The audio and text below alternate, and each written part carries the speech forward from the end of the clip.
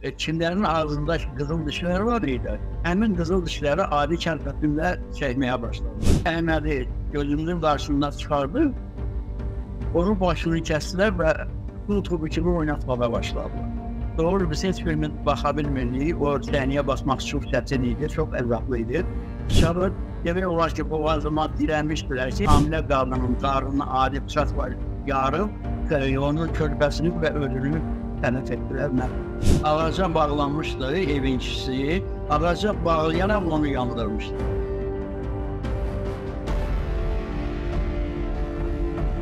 Salam əziz dostlar, hər vaxtınız xeyir olsun. Bugün biz Xocalı soyqırımı zamanı əsir düşmüş şəxslərin başına gətirilmiş ağır işgəncələrdən danışacağıq. Qonağımız uzun müddət Xocalıda, eləcə də Xankəndi şəhərində həkim kimi çalışmış əməkdar həkim Məmməd Nağıyevdir. 1953-cü il yanvar ayının 1-də Xocalıdan adam olmuşam. Uşaqlıq və gənclik illərimdə Xocalıda keçibdi. Orta məktəbdə Xocalıda qurtarmışam. Doktor, siz Xocalı faciəsinə qədər siz Xankəndi şəhərində həkim kimi fəaliyyət göstərmişsiniz. Həkimlik dövründə ermənilərin müəyyən təzyiqi ilə orada və yaxud ətraf ərazilərdə işləyəndə qarşılaşmısınızmı? Bəli, o sözsüz ki, erməni qisləti, erməni kinçilərə həmişə özünü hiss etdiribdir. Belə ki, mən 1979-cu ildə Azərbaycan Tibb İnstitutunu bitirib, təyinatla Xankəndi şəhərində, keçmiş Stepanker şəhərində işləməyə gəlmişəm və həmin dövrdən biz ermənilərin bizə olan münasibətini görürdüm, onların kinçilərətini, erməni qislətini görürdüm. Sizə bir dənə misal çəkim ki, adicəli həkim işləyirdi. Tutaq ki, bizim günahımız olmadan hər hansı bir narazılıq yaradanırsa, Vilayət Səhiyyə Şöbəsinin müdürü Sahibyan var idi o vaxtda. O Səhiyyə Nazirliyinə məlumat göndərirdi və bizim barəmizdə mənfi fikirlərlə Səhiyyə Nazirliyinə məlumat göndərir ki, sizin plan həkiminiz bu hərəkətləri elədi, onu elədi. Baxmayaraq ki, o hərəkətləri biz eləməmişdik. Çox təəssüflər olsun ki, o vaxtki Səhiyyə Nazirliyində işləyənlər də o erməninin dediyinə inanırlar və biz hər halda az da olsa, güclü də olsa cəzamızı alırıq.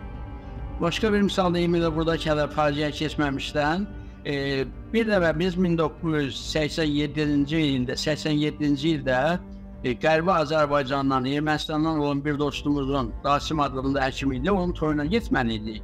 Və biz o vaxt elə oldu ki, bir təcili yardım maşını ilə həmin toyuna gedəsi olduq və Kəlbəcər tərəfdən getməli olduq dağlarını. Həmin maşının, təcili yardım maşının sürücüsü isə Qoca İsa adında bir kişi idi. Biz həmin toyda getdik, iştirak edərdik və qayıtdıq gəldik. Bizdə bir nəfər həkim dostumuz var idi, ağırlanlı idi. Bölümündən sonra Azərbaycanın milli qəhrəmanlarına layiq görülübdür. O öz qulları ilə eşitmişdi ki, zaman ermənilər həmin o yaşlı erməni bir küncə çəkib, ona deyirmişlər ki, ay İsa kişi, sənin canın nə qədər artıq idi ki, 13 nəfər Azərbaycanlı həkimi sənin maşınına sürdüyün avtomobili aşırdıb, özün də belədir, 13 nəfər Azərbaycanlı həkim də belədir. Burada sən Ermənistanın qəhrəmanlıq çevirmiş. Bunların belə halları çox olur, ümumiyyətlə belə hallarla çox vaxt gəlirdim. Qeyd etdiyim kimi, 79-cu ildən 89-cu il yanvar ayının 1-nə qədər Xankəndində işləmişəm. Sonra da Xankəndi və ya bu ətrafda olan erməni yaşayış massivlərinin həbsinin üstündə olan Cəmillik kəndində öz fəaliyyətimi davam etdirmişəm. Başqa bir misal göstərə bilərəm, yəni hadisələrə qədər. 1988-ci ildə hadisələr yeni başlayan zaman, o vaxtda Dağlıq Qarabağ Muxtar Vilayəti mərkəzi xəstəxanası var idi. Onun baş həkimi Arşavir Kupasida, o həm də cərrah idi. O bir şeylə qeyd edim ki, o tanınmamış Dağlıq Qarabağ Muxtar Respublikası, Dağlıq Qarabağ Respublikasının keçmiş prezidenti Arkadi Kupasiyanın atası idi. Mən həkim işlədiyim dövrdə, cərrah işlədiyim dövrdə kifayət qədər Azərbaycanlı xəstələri öldürməklə öz vəzifəmin öhdəsindən gəlmişəm. O, onunla sanki belə qürur duyurdu, fəxr eləyirdi. Hansı ki bir humanitar peşənin sahəsidir, amma burada bir şey də xatırladım ki, bir Sərrafurcalıda olan vaxtı bir dəfər erməni qadın, yaralı erməni qadın bizdə Forcalıda gəlmişdi, gəlib çıxmışdı. Mən öz humanistliyimi göstərərək həmin erməni qadına öz tibbi yardımı göstərib ona müalicə etmişdi, müayinə və müalicə etmişdi. Bir də xatırladım ki, hələ o dövrlərdə heç bir hadisələr yox idi o.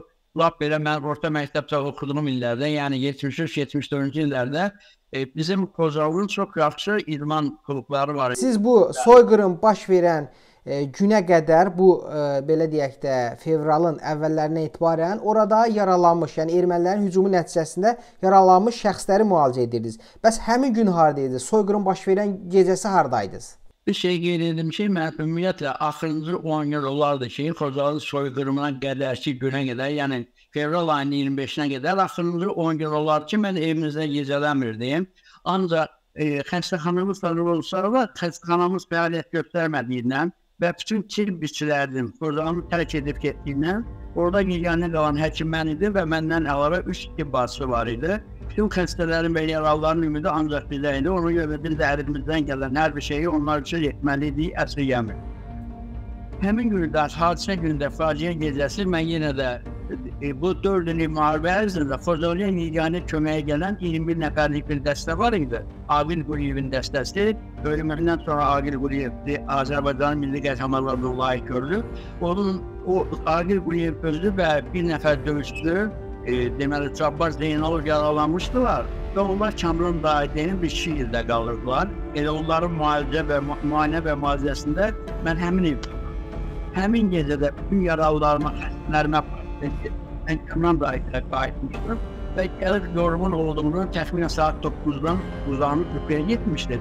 Təxminən 11-in yarısında Xocalının hər bir tərəfdən toplardan, tanklardan atəşə tutulması nəticəsində o sərt-küydən yerimdən qalxdım və hadisənin nə yerdə olduğunu saydım. Və siz bunun ardınca Xocalı sakinləri ilə birlikdə Xocalını tərk elədiniz, meşəlik əraziyə çəkildiniz. Bəs necə oldu siz əsir düşdünüz? Çünki siz mühasirədən, yəni ermənilərin mühasirəsindən çıxmağa və ərazini tərk eləməyə cəhd eləyirdiniz. Biz Xocalıdan çıxmaqda təxminən bizim dəstədə 150 nəfər olardı. Xocalıdan çıxıb Ağdam istiqamətində hərəkət etmək üçün Xocalının yanından bir çay keçirdi, Qarqar çayı, çox böyük sulu çaydır. Və həmin günlər o qədər qarlı, şaxtalı, soyuq bir günlər idi ki, və qar yağırdı. Biz istəsək də, istəməsək də həmin o Qarqar çayını keçib Kəçik meşələrinə doğru, Kəçik dağına doğru üstüb, Kəçik dağının başını qazıb oradan Ağdam istiqamətində getməliydik. Ancaq ermənilər isə bizim Xocalıların yeganə çıxış yollarını bildiklərindən həmin yollarda da postlar qurmuşdular və məsələn bizim dəstəri min bir müsibətlə o dağın başından qalxmışdıq səhərə yaxın. Ermənilər gizləndikləri postdan qalxaraq bizi yenidən avtomat silahdan atəş açmağa başladılar və biz məcburən dağın ətəyini Qarqar çayının yanına qədər tökülməli oldu. Və sonradan min bir müsibətlə yenə də müəyyən başqa bir yolla Kəçik dağının ucaq dağ və zirvəsinə qalxdıq və oradan Ağdam istiqamətində hərəkətə başladı. Və bu zaman bizim bələdçimiz bir kəndə biz yaxınlaşdıq. Dedi ki, bəs Azərbaycanlılar yaşayan bir kənddir bura. Biz həmin kəndə yaxınlaşanda ermənilər bizi Azərbaycan dilində çağırmağa başladılar ki, Xocalılar və biz Ağdamlıları sizi gözləyirik, gəlin sizə kömək edək. Biz onlara yaxınlaşmışıq, təxminən bir 50 metr qalmış, avtomat silahdan bizi atəşə tutdular və biz yaxında olan bir dərəyə doluşduq. Məcburən həmin dərəyə doluşduq. Bizdə də bir 6-7 nəfərdə avtomat silah var idi. O zaman bizdən öndə, bizim dərədə yerləşdiyimiz yerdən öndə meşəyə tərəf bir ana öz 10 yaşlı oğlu ilə meşəyə tərəf irəliləyirdi və ermənilərin atdığı gündə həmin uşağı yaraladı. Mən özümə sığışdıra bilmədim. O təhlükəni görə uşağa tərəf sürünməyə başladım və ermənilərin atdığı növbəsi ilə mənim başımda olan hərbi papağın dimliyini sındırıb keçdi. Bir-iki dəqiqə gözlədikdən sonra yenidən uşağa tərəf süründüm və uşağın yarasını köynəyimin qolunu cıraraq çıxardım və onun için tibbi yardımı göstərdim. Elə bu zaman meşədə bizdən 2 nəfər var idi. Onlar mənə diləndirlər ki, ay həkim, gəl qoşulub bizə, biz meşənin içərisindəyik, gedək Ağdama. O an mənə yerə gəldi ki, mənim peşəmdən idi, yoxsa mənim o qəndim edərdi bilmirəm. Mənə yerə gəldi ki, o yaralı uşağı və o qədər əla-ayağı durmuşları və əsir götürmüşlərin içərisində olan bir elə yaralını atıb yenə bilmərəm. Ona görə də yaralı uşağı da götürüb təzədən əsir düşmüş cəmaatımızın içərisində və əsirli həyatı yaşamağa məhdud. Hara yerləşdirdilər sizi ilk gündə, yəni əsir götürülən kimi? Bizi əsir götürən kimi onların Qeyrçər məclisi üçün böyük otaqları var idi, çox böyük-böyüydü. Bizi ora yığdılar və qadın, kişi, uşaq, yaşlı, fərq qoymadan hər birinin üzərində, ciblərində olan pulları, qızıl ziniyyət əşyalarını hər birini soymaya başladılar Lakin bununla tutarsaydı nə var idi? Onların ürəyi soymadı və Çinlərin ağzında qızıl dişlər var idi. Həmin qızıl dişləri adi kərpətimlə çəkməyə başladılar. Bunu belə demək asandır, amma inanın ki, o sözsüz keçmə aparmadan, narkoz vermədən o vəziyyətdə o dişlərin çıxarılması çox böyük müsibət idi və neçə sakinimizin o ağrıdan, ağrı şokundan bayırdılar. Və biz səhərlər mən onların üzlərini su vurmaqla gözlərinə gətirmişdim. Bundan başqa bizə əsir götürdükləri vaxtda hər olsa 40 dəqiqələrin uzanın bir saatdan bir şəhərimizə sokulurdular və 4-5 nəfər kimlər ki mülki paltarda deyillər, hərbi paltardaydılar, cavan idilər. Onları çıxarılıb təpiklə, yumruqla, avtomatın bunları ilə döyüb yenidən içərimizə qaytarırlar və sonraki yenə də hər olsa 40-45 dəqiqədən bir saatdan sonra növbəti 4-5 nəfəri çıxarıb həmin günə salırdılar. Ümumiyyətlə, həmin günü, ilk günündə, əsirliyin ilk gündə digər nələr baş verdi? Neçə nəfər qətlə yetirildi? Ümumiyyətlə, qətilləri necə həyata keçirdilər onlar orada? Deməli, əsir götürülənə qədər o meşədə dərəyə doluşduğumuz zaman hardasa bir 4 nəfərə yaxınımız şəhid oldu. Sonra bizi əsir götürdükdən sonra təxmini bir saat keçmiş olardı. Bizi o otaqlardan yarandan bir saat sonra olardı. Ermənilərdən bir nəfər içəri dərə kimi girib dedi ki, onlardan bir nəfər meşədə öldürülübdür. Ona görə bizdən 13 nəfəri kimlər ki, hərbi paltardaydı. Burada bir şey də qeyd edim ki, biz əsir götürülən vaxtda mən hərbi paltardaydım. Yəni orada olan hərbi həkim kimi paltarda çıxmışdım. Lakin meşədə bizdən bir nəfər şəhid olmuşdu. Bir qoca ananın oğlu. Biz əsir götürüləndə elə bir onun ürəyinə danmışdı ki, mənim başıma nəsə gələ bilər. Ona görə dedi ki, ay həkim, bizdən nə olur olsun, sən bu hərbi paltarını soyun, bu oğlunun şəhid olmuş oğlunun paltarlarını giyin və o ermənilər içəri doluşan vaxtda mən artıq hərbi paltarları mülki paltarlarıydı. Ermənilər içəri soğuldular və içərimizdən 13 nəfər gənci, hansı ki onlardan bir nəfəri birinci kurs tələbəsi, bir nəfər isə orta məktəbin axırıncı sinifində oxuyurdu və həmin o axırıncı sinifdə oxuyan oğlanların əlavədə 2 qardaşın, 3 qardaş bir ailədən çıxartdılar, cəmi 13 nəfər çıxardıb, bizi saxladıqları yerdən təxminən 25 metr aralıqda açılmaq silahdan atəşlər açıldı. Lakin 150 nəfər bu dəqiqəli bizdən itkin var, onlar barəsində məlumat yoxdur. Eyni zamanda o 13 nəfəri də öldürüb, yoxsa sağkən biz atəşdən sonra bir komand maşın səsi gəldi orada. Biz bilmədik ki, həmin 13 nəfəri öldürüb maşına doldurdular, yoxsa sağkən apardılar. İndiyə qədər də 13 nəfərdən heç bir məlumat. Amma atəşin açılmasını eşitdiniz də orada?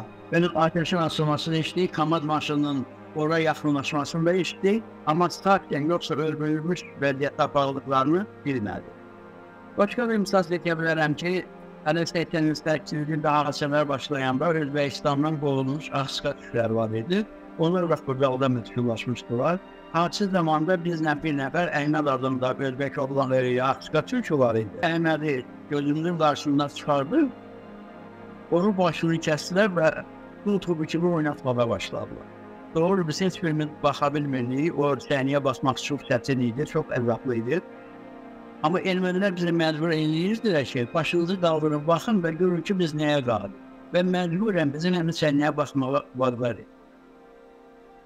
Bir misalda söyləyə bilərəm ki, biz əsir götürülüşdən təxminən saat yarım, bəlkə daha keçmiş deyə bilmərəm. 2 nəfər erməni içəri girdi və mənə dedi ki, biz əsir götürülən vaxt olur bilmişdilər ki, mən həkiməm, çünki üstündə təzyiq ölçən kronometr və fandoskop var idi. Məni çağırdılar şöbəkə həkim, sən çıx körpə. Çıxdım çörüb, qorxa çıxdım.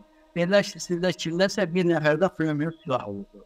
Amma hər niyyətə mən bilmirdim ki, o silah kimdə olurdu və mənə dedilər ki, sənə 15-20 dəqiqə vaxt verdik, səni yerindən çağıracaq. Əgər deməzsən, sənin başını kəsəcək.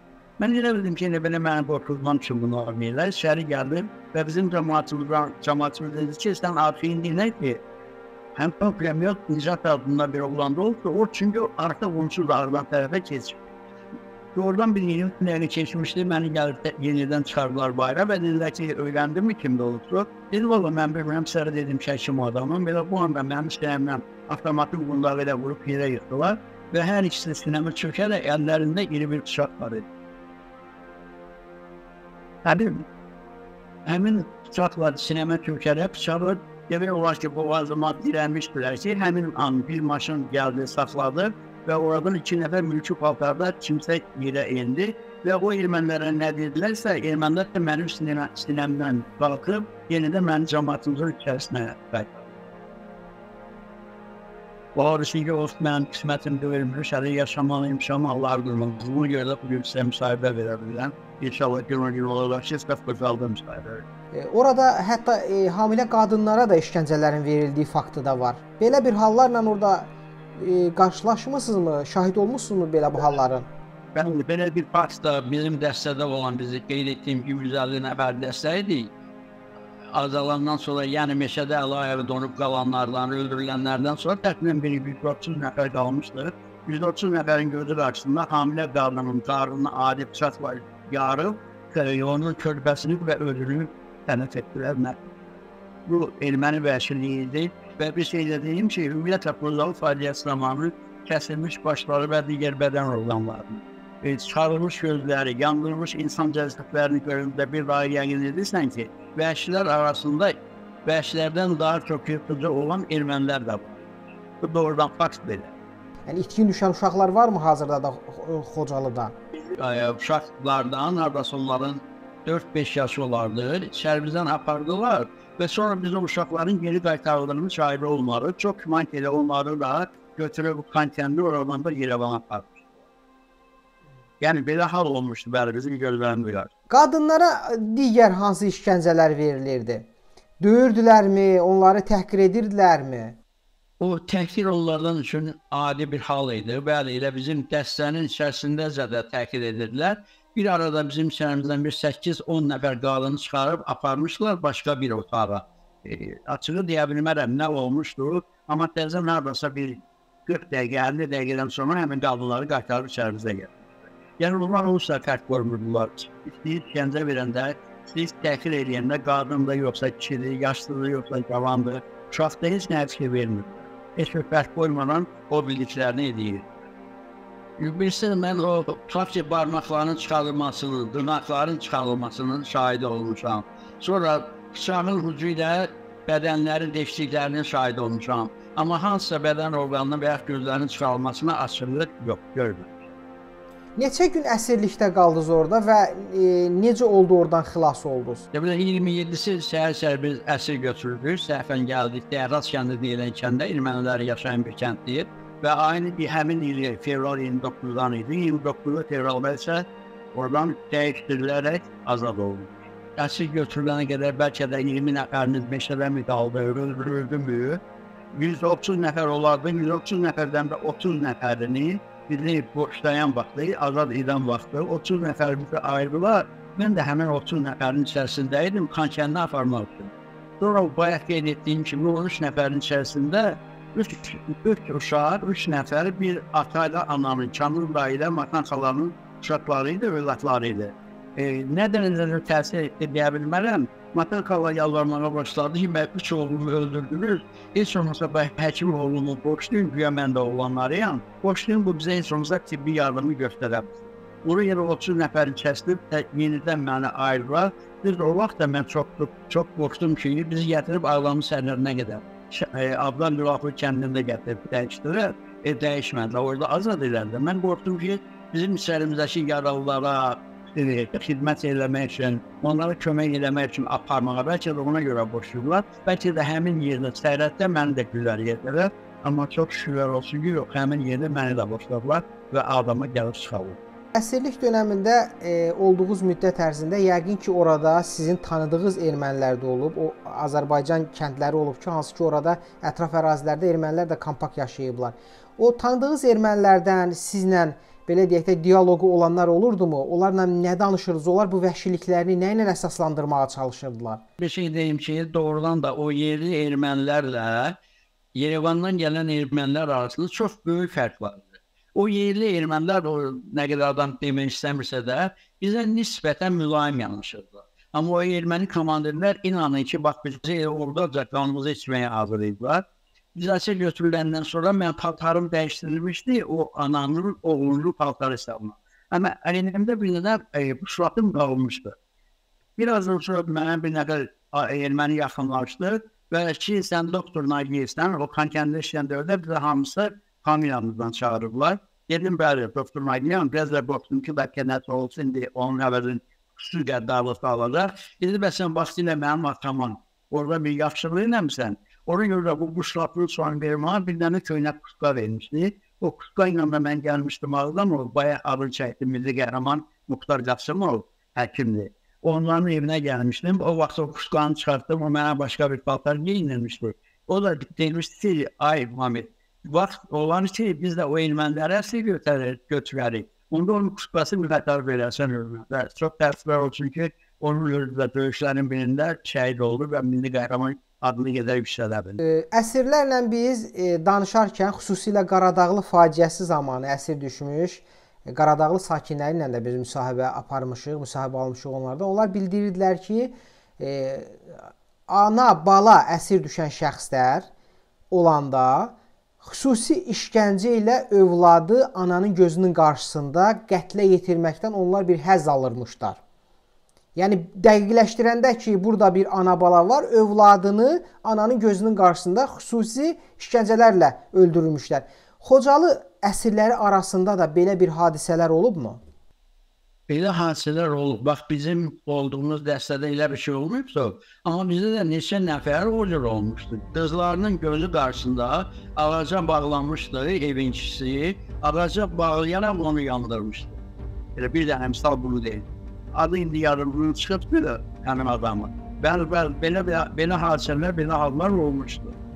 Artıq illər keçibdir bu faciədən, amma bu qan yaddaşımızdır, unudulmaz yaddaşımızdır bizim, tariximizdir bizim. İnsan psixologiyası belədir ki, ən çətin günlər yadda qalır, daimi yuxularımızda, şuuraltımızda olaraq yuxularımızda da bəzən biz onları xatırlayırıq. Necədir sizin yaddaşınızda, yuxularınızda o çətin məqamların hansılarını daha çox yuxularınızda görürsünüz? Bilirsən, bu doğrudan belədir. O yaddan çıxarsı hallar deyildi.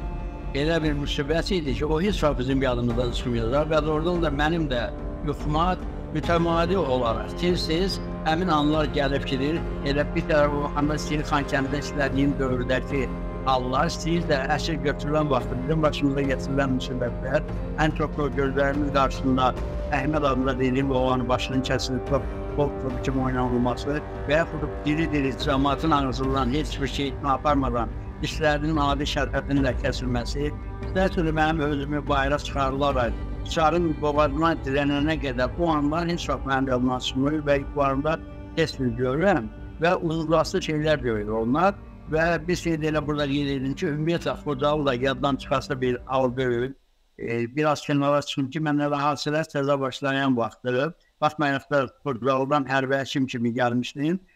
Bir aydan sonra biz yenidən Xocalı Qisasçı batalyonunu təşkil edədik və o batalyonun yenidən təşkil olunmasına mən özüm də yaxından iştirak edirdim. Baxmayaraq ki, əsir düşmüşdüm və mən İspan əməkdar həkimiyəm. Xocalıdan çıxandan sonra İspan əməkdar həkim əsabını layiq görmüşəm. Buna görə dəfələrlə hospitalda işləməyə dəvət etsələr də, mən hospitalda işləməyə getmədim. Öz o Qisasçı batalyonumuzun uşaqları ilə bərabər həmişə öncə qədər səngərlərdə olmuşam və 4 ildə hərbi həkim kimi xidmətimi göstərmişəm. Və mən o vaxtda inanırdım ki, qəbul edə bilmirdim ki, o burada torpaqlarımızın, doğma torpaqlarımız ya düşmən taxtaları altında olmaqdansa bir növü yaşamamaq yaxşıdır və mən inanırdım ki, o torpaqlar geri qayıtmalıdır. Və bugün çox şükürlər olsun ki, 30 ilə yaxın bir müddətdən sonra Müzəffər ordumuzun qəhrəman döyüşçülərinin qanı canı bahasına və Müzəffər Ali Baş Komandanımızın dəmir yumruğu və mətin iradəsi sayəsində o torpaqlarımız işğaldan azad oldu və biz artıq həmin torpaqlarımızın işğal günlərini deyil, qələbə günlərini qeyd edirik və mən buna da inanıram ki, Rəhman müəllim, inşallah Allahın köməkliyi ilə doğma Xocalımıza da biz gedə biləcəyik və Xocalıda inşallah sizə müsahibə vermək mənim qismətim. Məhəmməd bəy, bir son olaraq bir sual da soruşum sizdən. Xocalıda əsirlikdən qayıdan şəxslər, yəni belə deyək, yerli sakinlər də, onların əksəriyyəti donvurmadan müəyyən, belə deyək də, bədən üzvləri sonradan amputasiya olunub da. Bu, təxminən neçə nəfər bu vəziyyətdə qayıdıbdır? Bizim təhsil cərrahi əməliyyat yox. Mən deyərdim ki, biz Xocalı soyqırma ərəfəsində hardasa 400-dən yuxarı 480 yana qədər əl ayağı donanlar vardı, yaralananlar var idi və üstəlik də Renələ Portugaldan çıxandan sonra bir həkim kimi bilirdim ki, yaxın 1-2 il olmasa da 1-2 ildən sonra sözsüz onların psixologiyasında elə bir dəyişiklik yaranacaq ki, onlar da o səbəbdən ayrılıb olacaqlar və ona görə də bu günləri Portugal sakinlərinin Portugal faydasında Portugal soyqırımı zamanı orada iştirak etmişlərin tam əksəriyyəti bəlkə də 85-90%-ə yaxını əlildirlər. Və o hamısı ermənilərin hesabına o əlilliyi qazanıblar, o əlillik müsbət olur. Doktor, maraqlı müsahibəyə görə minnətdarıq. Çox sağ olun. İnşallah ümid edək ki, tezliklə Xocalı sakinləri öz doğma yurtlarına qayıdacaqlar. Biz də yeni müsahibələrimizi sizin elə öz doğma evlərinizdən alacağıq inşallah. İnşallah Allah o günün qismət eləsin, Allah sizi də var eləsin ki, belə bir dəhşətli faciə ilə maraqlanırsınız və dünya ictimaiyyətinə çatdırmaq üçün əllərinizdən gələn əsirgəm. Sağ olun, var olun. İnşallah burada görüşəməyə. Əziz dostlar, xatırladım ki, qonağımız Xocalı sakini həkim Məmməd Nağıyev idi. Bizi izlədiyinizə görə minnətdarıq.